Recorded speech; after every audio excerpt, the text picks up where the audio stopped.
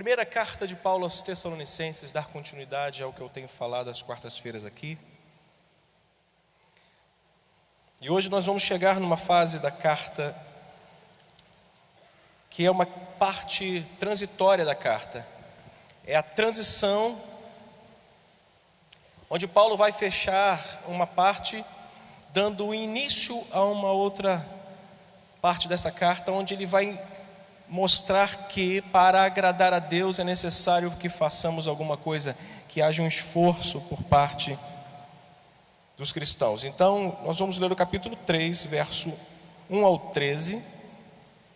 Eu já falei sobre o capítulo 3, mas é impossível a gente não ler esse texto para que a gente tenha uma compreensão exata do que Paulo está querendo dizer. E o título dessa mensagem, como eu tenho falado, são Atitudes para uma vida cristã plena. Como eu falei da primeira vez, essa é a terceira vez que eu uso o mesmo título. Talvez você que não tenha acompanhado, não esteja acompanhando, é oportunidade talvez você rever, se assim você desejar, mas é a terceira parte do título, Atitudes para uma vida cristã plena, uma vida cristã abençoada, completa. Diz o capítulo 3: pelo que não podendo suportar mais o cuidado por vós, pareceu-nos bem ficar sozinhos em Atenas, e enviamos a nosso irmão Timóteo, ministro de Deus no Evangelho de Cristo, para em benefício da vossa fé, confirmai-vos e exortai-vos, a fim de que ninguém se inquiete com estas tribulações, porque vós mesmos sabeis que estamos designados para isso. Pois quando ainda estávamos convosco, predizemos que fomos ser afligidos, que de fato isso aconteceu e é de vosso conhecimento. Foi por isso que, já não me sendo possível continuar esperando, mandei indagar o estado da vossa fé, temendo que o tentador vos provasse e se tornasse inútil o nosso labor. Agora, porém, com o regresso de Timóteo, vindo do vosso meio, trazendo boas notícias da vossa fé e do vosso amor, e ainda que sempre guardais grata lembrança de nós, desejando muito ver-nos, como aliás também nós a vós outros. Sim, irmãos, por isso fomos consolados acerca do que nós ouvimos, acerca da fé de vocês, apesar das tribulações e privações que vocês têm passado. Porque agora vivemos, se é que estáis firmados no Senhor, pois que ações de graças podemos tributar a Deus no tocante a vós outros, por toda a alegria com que nos regozijamos por vossa causa diante do nosso Deus, orando dia e noite com o máximo de empenho para vos ver pessoalmente e fazer o quê? Reparar as deficiências da vossa fé. Ora, o nosso mesmo Deus e Pai, Jesus Cristo nosso Senhor, dirija-nos o caminho até vós, e o Senhor vos faça crescer e aumentar no amor uns para com os outros e para com todos, como também nós para convosco, a fim de quê? A fim de que seja o vosso coração confirmado em santidade, isento de culpa na presença do nosso Deus e Pai e na vinda de nosso Senhor Jesus com todos os seus santos. Deus e Pai, essa é a tua palavra. Abençoa-nos no nosso coração tudo o que nós vamos ouvir, e que a tua boa mão, a tua graça esteja estendida sobre nós nessa hora, em nome de Jesus, amém. Ocupe o seu lugar, por favor. Como eu havia dito, a carta chega num momento crucial. É um momento em que a gente pode entender como uma transição, onde a partir do capítulo 4 da primeira carta aos Tessalonicenses, Paulo vai chamar a atenção para o nosso dever de agradarmos a Deus. Então vai chamar a atenção a esses irmãos de Tessalônica para a necessidade de eles estarem caminhando, confirmando a vida deles em santidade, em obediência na palavra de Deus, a fim de agradar a Deus. O objetivo de Paulo em instruir era levar aqueles crentes sempre ao agradar a Deus, a estar na presença de Deus e glorificar a Deus com a sua vida. Há semanas atrás eu mencionava sobre a chegada de Paulo a Tessalônica. Foi uma chegada rápida, assim como foi a mensagem, No entanto, a mensagem como fora pregada, a maneira como Paulo chega na cidade e prega a mensagem, e aqueles irmãos de Tessalônica ouvem a mensagem, recebem a mensagem, eles se apropriam da mensagem e eles aplicam essa mensagem. De maneira que Paulo, quando não pode mais ir ter com eles, por alguns impedimentos que a Bíblia não comenta, e acho que nenhum comentarista tem talvez autoridade para dizer o que foi, simplesmente não teve condição de ir a Tessalônica, Paulo envia Timóteo. Chegamos no capítulo 3. Paulo, ao enviar Timóteo, desejoso em estar, não podendo suportar mais, ou seja, não suportando mais, de saudade, do desejo de ter com vocês, não podendo, envio o meu servo, ministro de Deus, homem de Deus, para quê? Para beneficiar a fé de vocês e confirmar a fé de vocês na presença de Deus. Então Paulo se satisfaz com o cuidado desses irmãos, enviando Timóteo para saber da conduta da fé, para mostrar a Paulo no regresso de como está a fé daqueles irmãos. E Paulo recebe notícias maravilhosas por parte de Timóteo e diz: olha, a notícia que eu recebo me deixou alegre, me deixou feliz. Timóteo me trouxe boas notícias. Timóteo me trouxe notícias que me deixaram extremamente consolados, confortados no meu coração, pelo fato de saber que vocês receberam a palavra de Deus e não jogaram ela fora. Agora nós vamos chegar num ponto onde Paulo percebe que a fé daqueles irmãos, por mais que ela tivesse crescido, por mais que Paulo tivesse feito com que eles andassem agora pela fé, Paulo, por mais que visse que agora eles podiam ficar de pé, porque o desejo de Paulo não era só fazê-los andar, Paulo queria que eles se mantivessem de pé. Paulo queria que aquela igreja não mais ficasse dependendo de escoras, de pessoas para tentar dizer para eles o que a própria palavra de Deus no coração deles iria fazer com que eles amadurecessem na fé e eles pudessem não só andar, mas se manterem de pé em meio às tribulações que essa igreja vivia na época. Chegamos então ao ponto da carta onde é possível vermos que Paulo está extremamente feliz com os resultados que o Evangelho produziu na vida daqueles irmãos. Paulo chega ao ponto de dizer que está confortado, consolado, ou seja, eu estou tranquilo, a minha paz de espírito é que vocês receberam a palavra e essa palavra tem produzido efeito no coração de vocês. O diagnóstico que Paulo faz acerca dessa igreja é que eles estavam muito bem. O diagnóstico é: vocês estão muito bem, eu estou consolado, a palavra fez efeito, vocês receberam, vocês vivem como crentes, vocês acolheram a palavra de maneira especial. Não aprenderam a andar somente, mas vocês aprenderam a ficar de pé no meio das lutas. Aquele tipo de crente que ouve a palavra, se apropria da palavra, ele aprende a andar por meio da palavra, mas quando chega a tentação, a privação, as provações, ele já não aguenta ficar de pé e é necessidade de alguém levantá-lo. Paulo está se alegrando, extremamente feliz, dizendo que vocês estão muito bem, porque vocês ouviram a palavra, aprenderam a andar e se manter de pé no meio das lutas. Isso é resultado do Evangelho em nossa vida, quando nós nos apropriamos do Evangelho em nossa vida, quando nós recebemos a palavra, não estamos simplesmente no culto voando, o que está acontecendo, onde é esse livro, se tem na Bíblia, vai lá no índice, mas quando nós ouvimos a palavra e nos apropriamos dessa palavra, dizendo: ela é minha, ela pertence a mim e ninguém vai me roubá-la. Mas eu quero chamar a atenção dos irmãos para uma observação. O diagnóstico que Paulo fez da igreja precisa ser muito bem avaliado por nós dentro de um pensamento.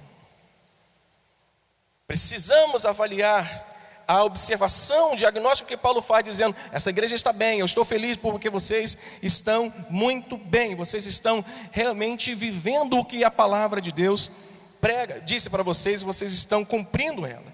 Nós precisamos lembrar que na caminhada cristã não há lugar, não pode haver lugar para pensarmos que já estamos prontos, que já estamos fortes e que não dependemos mais de nada.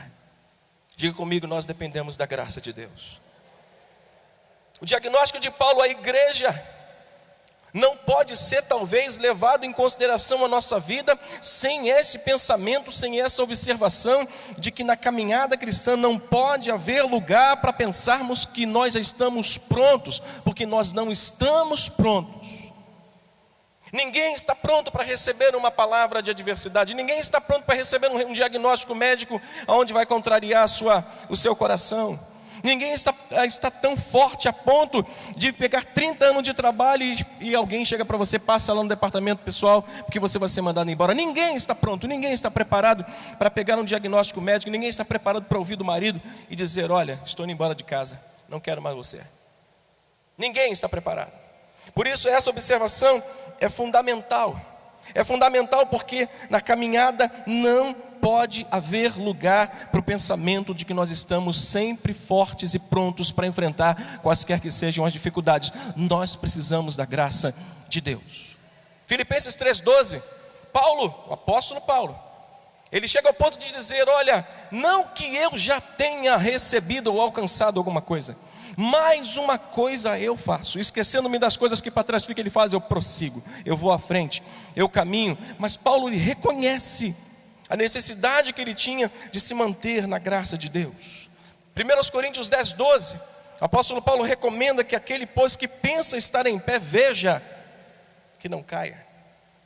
A observação é importante, porque quando nós nos apropriamos da palavra, aprendemos a andar e ficar de pé, não podemos nos descuidar da vida cristã, não podemos deixar de viver aquilo que é básico da fé cristã. E o que é básico da fé cristã, meus irmãos? Oração. O que é básico da fé cristã? Jejum. O que é básico da fé cristã? Leitura da palavra. O que é básico da fé cristã? Culto ao Senhor. O que é básico da fé cristã? Comunhão entre os irmãos. Isso é importante dentro de um contexto da nossa vida espiritual. Não, eu não preciso mais ir para a igreja, você vai morrer em pouco tempo. Não preciso mais ler Bíblia, você vai morrer de fome. Não, eu não preciso mais orar, você vai ceder a tua carne, porque ela é fraca como a minha. Ah, mas eu estou tão desanimado que eu chego na hora da palavra e lá no finalzinho dela, tem gente que começa muito bem, começa sentando nos primeiros bancos da igreja. Chega no primeiro banco da igreja, toda animada, e começa a vir uma fraqueza, porque não ora, não jejua, não lê Bíblia, não faz nada, vem só com o celular para a igreja, não esquece até a Bíblia, não sabe nem onde deixou. Aí 3 meses depois ele está sentando no meio da igreja. 4 meses depois ele está sentando lá no penúltimo banco. 1 ano depois, cadê o irmão? Foi, já não existe mais, já virou passado. Nós precisamos ter cuidado, porque se nós estamos de pé, precisamos ver para que não venhamos a cair. A vida cristã precisa ser encarada como uma prática progressiva. A vida cristã precisa ser encarada como uma prática em que eu preciso orar hoje e amanhã de novo. Como se eu precisasse ler hoje e amanhã novamente. Como se eu necessitasse de beber água agora e daqui a algumas horas beber de novo, porque senão o meu corpo vai pedir, vai sofrer. A vida cristã, meu irmão amado, ouça isso, é uma prática progressiva. Não é possível nenhum crente viver e sobreviver na caminhada cristã se ele não progredir na sua fé. Hoje o que você fez para agradar a Deus, você deve fazer amanhã de novo. Se você hoje se limpou do mundo sujo, limpe-se mais amanhã. Se você lê hoje, leia mais amanhã. Se você disse não para o diabo hoje, diga não amanhã novamente. Isso é uma prática progressiva. Se eu temo a Deus hoje, eu devo temê-lo mais amanhã. Se eu adorei nele hoje, eu adoro-lhe amanhã. Se eu vim ao culto hoje, eu posso vir também amanhã, na sexta-feira, o dia que assim eu couber no meu tempo. A vida cristã é uma reunião de todas as virtudes doadas pela graça de Deus a nós. Deus distribuiu virtudes para nós, nos doou virtudes, nos deu pela sua graça todas as virtudes que estão aqui, irmãos, na palavra de Deus. Todas. Para quê? Para que possamos colocá-la em prática, para que ela faça parte do meu progresso espiritual, da minha jornada espiritual. Portanto, a vida cristã é a junção, é a reunião de todas essas virtudes, como disse o apóstolo Pedro na sua segunda epístola. Por favor, dê uma passadinha lá na segunda carta do apóstolo Pedro, capítulo 1. Olha o que disse Pedro a respeito dessa situação. Verso 3, capítulo 1, verso 3 da segunda carta que ele escreve, ele diz: visto como que pelo seu divino poder nos têm sido doadas todas as coisas que conduzem o quê? A vida e a quê? A piedade. Ele diz: todas as coisas foram doadas que vão conduzir a vida e a piedade, pelo quê? Pelo pleno conhecimento daquele que nos chamou para a sua própria glória e virtude, pelas quais nos têm sido doadas as suas muito grandes e preciosas promessas, para que por meio delas vos torneis coparticipantes da natureza divina, livrando-vos da corrupção da paixão do mundo que vivemos. Verso 5 somente: por isso mesmo, vós, leia comigo, reunindo toda a vossa diligência, olha as virtudes, diligência, associai com a fé a virtude, com a virtude o conhecimento, com o conhecimento o domínio próprio, com o domínio próprio a perseverança, com a perseverança a piedade. Vamos até o 7 só para a gente terminar. Com a piedade a fraternidade, com a fraternidade o amor. Diga comigo: a vida cristã é uma prática progressiva. Eu tenho que unir tudo que está disponível por Deus a mim, pela graça dele, e somando a minha vida. Hoje eu não consigo ter domínio próprio, se esforce para amanhã você ter. Eu não tenho tanto conhecimento, se esforce para que amanhã você busque mais conhecimento e tenha conhecimento de Deus. Eu não tenho tanta sabedoria, peça a Deus que Ele dá liberalmente, como disse Tiago. Paulo era sabedor de que a vida cristã é uma caminhada em progresso, e que sempre nós vamos precisar estar dispostos a dar no outro dia mais um passo. Nós vamos precisar estar dispostos amanhã. Hoje você venceu parte da sua luta, você cumpriu parte do seu chamado. Amanhã você tem que ter disposição para dar o próximo passo. Diga: eu estou disposto. Está fraco demais, e com essa disposição estou até preocupado. Diga: eu estou disposto a dar o próximo passo. Diga glória a Deus. Colossenses 2,6, Paulo vai dizer algo interessante sobre esse processo, esse progresso da fé cristã. Capítulo 2 de Colossenses, versículos 6 e 7 diz assim: ora, como vocês receberam, estou parafraseando, como vocês receberam Cristo Jesus, o Senhor, ele diz: andem agora. Olha como é que é um processo, é um progresso, é uma jornada, é um passo após outro. Assim, quando nós recebemos, agora temos que fazer o quê? Andar nele. Agora o quê? Nele o quê? Radicados, ou seja, enraizados. Eu agora, olhe para mim rapidamente, eu não só recebi o Evangelho, não só recebi Cristo na minha vida, eu não só agora ando com Ele, mas eu estou enraizado nele. É uma prática progressiva. Como é que você enraiza alguma coisa? Como é que você vai querer fruto de uma árvore se você primeiro não cavar um buraco, preparar a terra, cavar lá bem fundo, colocar adubo, plantá-la, regá-la e ficar observando sempre a hora que ela vai começar a brotar, para que ela se torne uma árvore frutífera?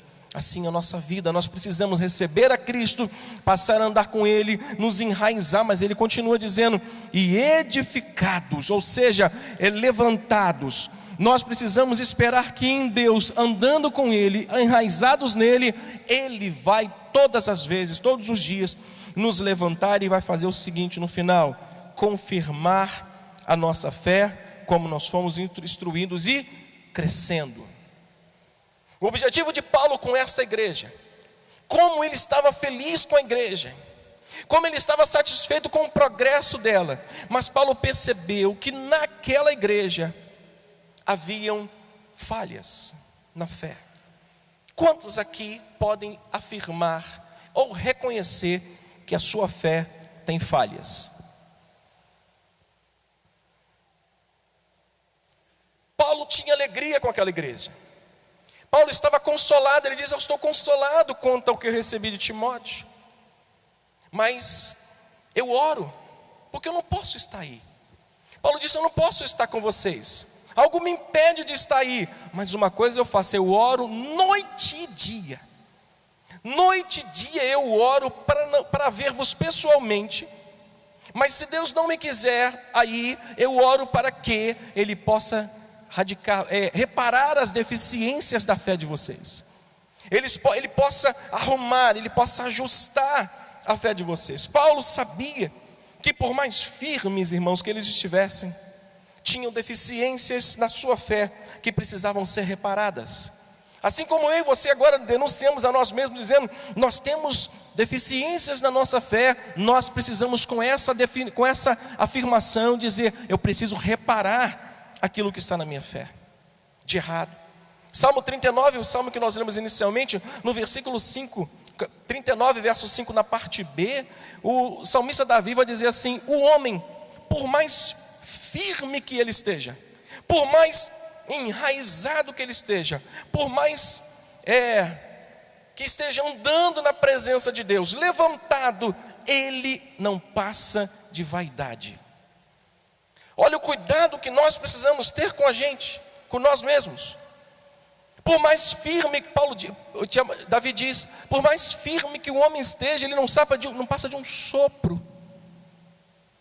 Ele chega ao ponto, o salmista chega ao ponto de falar: Senhor, eu te peço, dá-me conhecer o meu fim e a soma dos meus dias, para que eu veja quão grande é a minha fragilidade.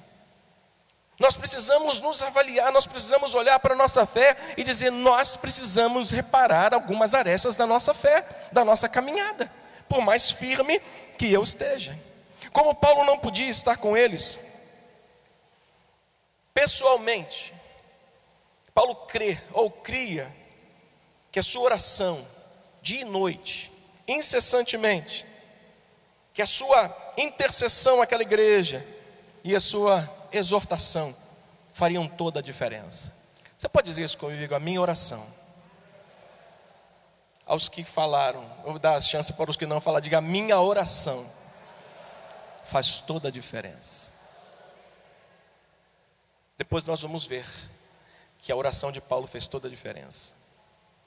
Falava isso em casa, ontem, conversando, pegando um sereninho da varanda, um fresquinho da varanda.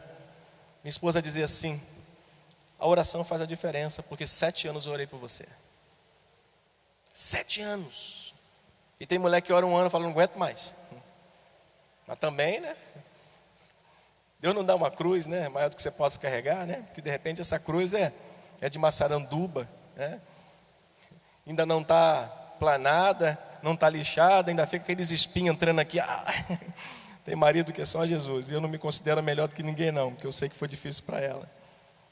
Mas Paulo sabia, não podia estar com eles pessoalmente, mas cria que por meio da sua oração e da intercessão e da exortação que ele faria naqueles irmãos, iria surtir um efeito grandioso por causa do coração deles. E a fim de suprir, de colocar no lugar, ou reparar a deficiência da fé que faltava a eles, o que faltava à fé deles, Paulo fez 3 pedidos a Deus, e está no texto, a fim de tentar resolver esse problema da reparação à deficiência da fé. Como a fé estava com deficiência, como havia alguma coisa na vida deles que estava faltando para dar aquela melhorada, para chegar a um nível de dizer assim: vocês estão prontos. Paulo faz 3 pedidos a Deus, porque ele está orando dia e noite. Vamos acompanhar quais foram os 3 níveis de oração de Paulo. A primeira oração que Paulo faz para esses crentes firmes, que deixaram ele feliz, que Paulo viu que eles tinham recebido a palavra, foi dizer: Senhor, eu peço que o Senhor amadureça a fé deles. Olha para o irmão que está do seu lado, diga para ele: meu irmão, que Deus amadureça a sua fé. Quando a gente está numa árvore assim, tem uma árvore na nossa casa, uma mangueira, a gente fica olhando lá, doido que aquela manga espada bonita amadureça, né? Para que você possa pegá-la, lavá-la, amassa ela, faz aquele biquinho, senta na frente da televisão para assistir jogo do Flamengo e Vasco, vendo o Flamengo dando de 5-0 no Vasco e fica... Os vascaínos que me perdoem. Então, a fim de suprir essa necessidade, o apóstolo Paulo faz o primeiro pedido a Deus: Senhor, que eles amadureçam na fé, que eles reparem, que eles possam reparar as deficiências que eles têm na fé. Não é suficiente dizer que nós temos fé. Não é suficiente. O mundo diz, as pessoas de fora, quando eu evangelizo, quando eu saio com o Alex, quando eu saio com a turma para evangelizar, quando o Jânio sai para evangelizar, as pessoas dizem: eu tenho fé. Dizer que tem fé não é suficiente. A nossa fé precisa ser equipada. A nossa fé precisa ser ajustada. Nossa fé precisa ser armada. Diga: minha fé precisa ser equipada, ajustada, armada. Arme-se. Equipe a sua fé. Equipe a sua vida. Municie ela de tudo que você vai precisar para quando o diabo chegar na tua frente, para quando a tentação chegar na tua frente, você usar aquilo que Deus pôs em você e no seu coração. O termo usado aqui para reparação da fé dessa igreja é justamente isso: equipar. Reparar significa equipar, reparar significa ajustar, reparar significa armar, colocar coisas, municiar, acrescentar, abastecer. Nós precisamos que a nossa fé seja abastecida. E como nós vamos abastecer a nossa fé? Por onde vem ela? Pela palavra de Deus. Paulo está pedindo a eles, pedindo ao Senhor que possa equipar a fé deles, para que eles tenham uma fé madura. Eu me lembrei hoje à tarde de um jovem, moço de Eliseu.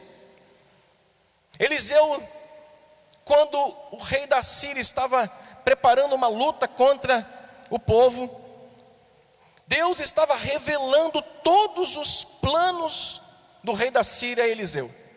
E quando eles iam tentar armar o plano, ou concretizar o plano contra a nação, Deus estava revelando, e o rei estava contra o rei da Síria, e o rei da Síria diz: temos um impostor, temos um traidor entre nós. Mas na verdade não, tinha alguém que tinha intimidade e relacionamento com Deus, que estava revelando ao rei, e o rei se defendia dos ataques, porque ele sabia o que o rei da Síria ia fazer. Aí o moço soube que vinham tropas contra a nação e contra Eliseu.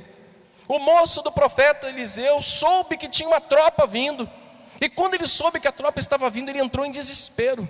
Aí Eliseu, com toda a fé, disse assim: maior, muito maior são aqueles que estão, é aquele que está conosco, do que aqueles que estão vindo contra nós. Mas Eliseu faz uma oração. Eliseu não ora para que aquele exército caísse por terra, aquele exército pudesse ir embora. Não, ele ora para que a fé daquele rapaz fosse equipada. Sabe como é que ele faz a oração? Senhor, que tu abras os olhos dele para que ele veja. Nós precisamos equipar a nossa fé. Nós precisamos equipar, ajustar, armar a nossa fé, pedindo: Senhor, abra os meus olhos. Diga comigo: abra os meus olhos, para que eu veja. Está diante de nós às vezes uma dificuldade, um problema, e com os olhos espirituais fechados, nós vamos ver como um problema. Com os olhos espirituais abertos, nós vamos ver como bênção de Deus, como oportunidade de crescermos e glorificarmos a Deus. Problemas podem vir, mas com ele vem a provisão de Deus. Problemas podem surgir, mas com ele vem alguma coisa que Deus vai fazer com que por meio dela você seja equipado e fortalecido na sua jornada. Abra os olhos, não destrua o exército não, abra os olhos do moço para que ele possa enxergar. Essa foi a oração de Eliseu para aquele moço. Quer um outro exemplo? Abraão precisou de fé para sair de uma terra que estava muito confortável. Precisou de fé para chegar ao ponto de dizer assim: Senhor, é isso que o Senhor quer, então eu vou sair. E ele sai e vai para a terra que ainda não conhecia. mas precisou equipar a sua fé no primeiro problema que enfrentou na terra estranha. Qual foi? A fome. Equipe a sua fé, amadureça a sua fé. Não seja como meninos agitados andando de um lado para o outro. Ora você está na presença de Deus aqui na igreja ouvindo a palavra, ora você está dizendo assim: preciso procurar uma campanha de oração, uma irmã que é raio-x de Jeová, que vai me revelar, esquadrinhar a minha vida, vai dizer o meu passado, o meu presente e o meu futuro. Minha filha, isso não é de Deus, isso é macumba.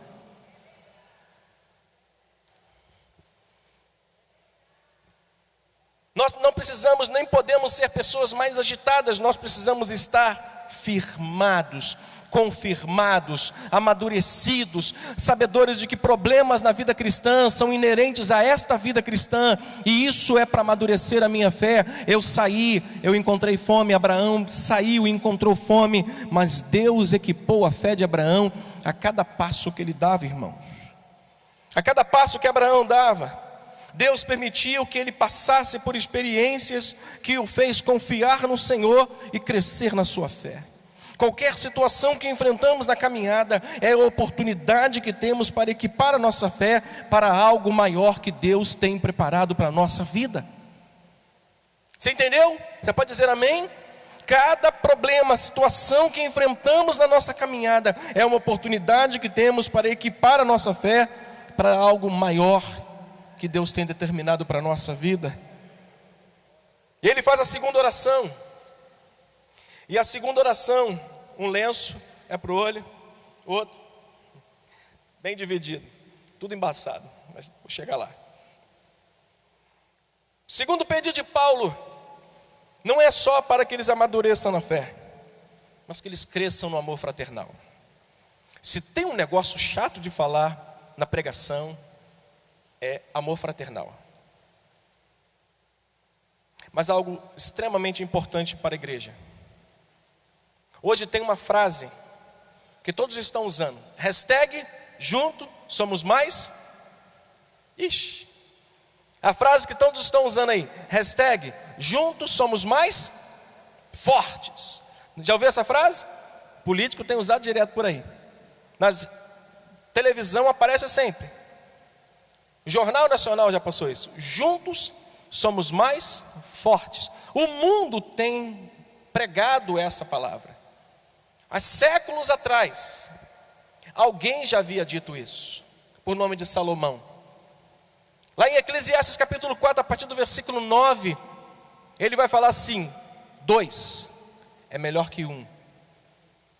Sabe por quê? Porque tem melhor paga do seu trabalho. Se estiverem 2 e vier muitos, os 2 prevalecerão contra os muitos. Um cordão de 3 dobras não se arrebenta com facilidade. Paulo estava sabendo que havia uma perseguição armada contra esses crentes em Tessalônica. Tinha uma perseguição vindo a essa igreja em Tessalônica. E Paulo, sabedor disso, encoraja eles não só a amadurecerem na fé, permanecerem em meio às tribulações, a tantas situações que poderiam acontecer na trajetória da vida deles. Mas Paulo diz: o que vai fazer com que vocês vençam qualquer dificuldade é o amor fraternal. Versículo 11 e 12 diz assim: ora, o nosso mesmo Deus e Pai, Jesus Cristo nosso Senhor, dirijam-nos o caminho até vós, e o Senhor vos faça crescer e aumentar em quê? No amor uns para com os outros e para com todos. A oração de Paulo, o pedido de Paulo é para que haja um amor fraternal dentro da igreja. Uma fé madura redunda em um crescimento em amor. Redunda em um crescimento pelos irmãos, um amor pelos irmãos. Quando eu amadureço na minha fé, quando eu entendo isso aqui, a palavra de Deus, e ponho ela no meu coração, enraizo, confirmo, cresço, amadureço, estou entendendo o que Deus quer para mim, armo a minha fé, equipo a minha fé, isso tudo deve redundar numa comunhão fraternal, num amor fraternal. Paulo está simplesmente dizendo E pedindo exatamente, à medida que vocês crescem na fé, cresçam também no amor fraternal, porque isso vai fazer com que vocês vençam as dificuldades. Havia essa possibilidade de luta, e geralmente em tempos de luta, nós nos tornamos pessoas egoístas. A preocupação de Paulo é que as lutas nos isolam. Quando nós estamos bem, estamos na igreja com um sorriso aberto. Quando nós estamos bem, estamos na igreja dizendo está tudo bem com você. Quando nós estamos passando por lutas, geralmente, não digo na totalidade, mas geralmente as pessoas, elas se amuam. Elas ficam abaixadas, abaixam a cabeça, elas não querem saber de nada, muito menos ajudar alguém. Então, à medida que a fé deles iam amadurecendo, o amor fraternal deles deveriam também amadurecendo. As diferenças, as divisões não podiam mais existir, porque crente maduro não tem divisão dentro da igreja. Crente maduro não tem partido dentro da igreja. Crente espiritual não tem partido dentro da igreja. Paulo combateu isso na igreja em Corinto. Aqui não tem ninguém que é de Paulo, aqui não tem ninguém que é de Pedro, aqui não tem ninguém que é de Apolo, aqui não tem ninguém que fala que é de Cristo, que eram os piores da época lá. Aqui somos todos de Cristo. Uma igreja madura, espiritual, é uma igreja que ela vive em comunhão. E quando as guerras chegam, quando esses principados se levantam contra o município, a igreja levanta a mão unida e diz: em nome de Jesus, cai por terra, e o principado cai. Quando a igreja está unânime e unida em oração, maduro na fé, não há principado e potestade que resistam à igreja avançar. Não há. Esse é o tema mais importante para a igreja em tempos de tribulação: amor fraternal. Esse é o tema mais importante em tempos de tribulação. Atos 12:5. Não abra não. Pedro está preso e a igreja em oração. O que acontece? Alguém visita o cárcere, vai lá, e Pedro vê as portas automaticamente sendo abertas. Quando você estiver na luta, saiba que tem gente orando pela sua vida. Sabe, quando você estiver passando por tribulações, há um corpo aqui maduro, buscando a face de Deus, dizendo: Senhor, tem misericórdia dos teus filhos. E para provar os irmãos que a nossa oração tem efeito, ao final nós vamos ler um texto em que tudo que Paulo pedira a Cristo, Deus confirmou. Tudo. Os 3 pedidos de Paulo foram confirmados por Cristo. Por quê? Porque a oração pode muito em seus efeitos. Muito. Temos ouvido que o mundo tem dito coisas que a Bíblia já dizia há muito tempo. O último pedido de Paulo, além do crescimento e amadurecimento na fé, além da necessidade deles viverem melhor em comunhão, em santidade uns com os outros, em amor fraternal, além disso, Paulo está pedindo algo fundamental para os dias de hoje: santidade. Outro tema difícil de pregar, porque dá sono. Podia falar de fé, falar de santidade, sim.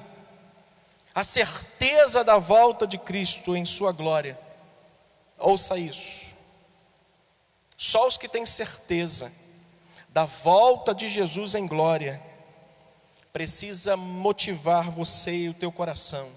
Precisa motivar todo cristão a viver em santidade, pois sem a qual ninguém verá Deus. Paulo, em outras palavras, está dizendo: o que adianta para vocês viverem uma fé madura, viverem unidos como irmãos, mas em prostituição? Quando Cristo voltar, vocês não o verão. Não adianta nada não se abalar com as tribulações.